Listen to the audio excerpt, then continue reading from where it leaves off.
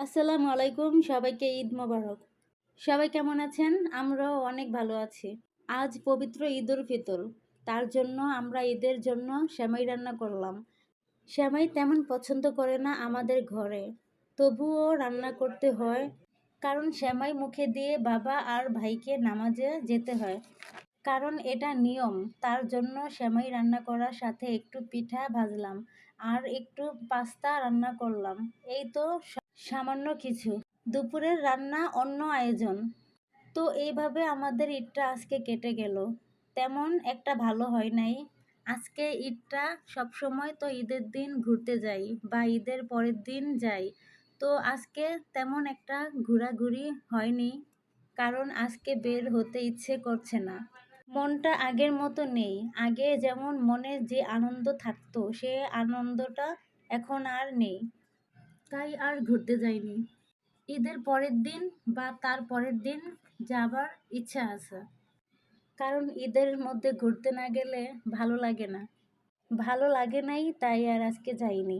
রুমের মধ্যে থেকে থেকে শুয়ে বসে ঘুমিয়ে দিনগুলো কাটিয়ে দিলাম আজকে। তো এখন দেখি সন্ধ্যা হয়ে গেল, তার জন্য সময় কাটতেছে না।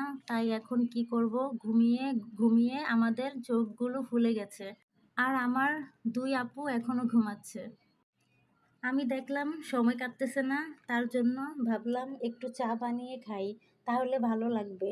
এইদিকে আমার ভাইয়া বসে আছে। তো ভাইয়াকে এক কাপ চা দিলে খুশি হবে ভাইয়া। আর আমরা চা খেতে খুব পছন্দ করি, তাই চা খেয়ে সময়টাকেও কাটিয়ে দিচ্ছি। চা বানাচ্ছি আর ভাবতেছি কি হলো আমাদের, আগের দিনের মতো লাগছে না কেন। মনটা আগের মতো নাই, তাই ঈদও আগের মতো লাগে না। যেহেতু আমরা ব্লগ ভিডিও করি, তাই আমাদের আজকে বাইরে বের হওয়া দরকার ছিল। তো দেখি বের হওয়ার জন্য সুযোগ করে নিচ্ছি, কারণ আমাদের ভিডিও দিতে হবে, তার জন্য বাইরে ঘুরতে যেতে হবে। মন একবার ভালো থাকবে, খারাপও থাকবে, এটাই মানুষের জীবন। তো এখন আমি চা খাচ্ছি আর ওইদিকে আমার দুই আপু শুয়ে শুয়ে মোবাইল টিপতেছে। ওদেরকে কত করে বললাম চলো চটপটি হালিম খেয়ে আসি, ওরা বলছে না আজকে বের হব না। অনেকদিন রোজা থাকার পরে শরীরটা ক্লান্ত হয়ে গেছে, তার জন্য বের হতে ভালো লাগছে না। আর এদিকে দেখুন আমার মুখে ছোট ছোট তিল উঠেছে।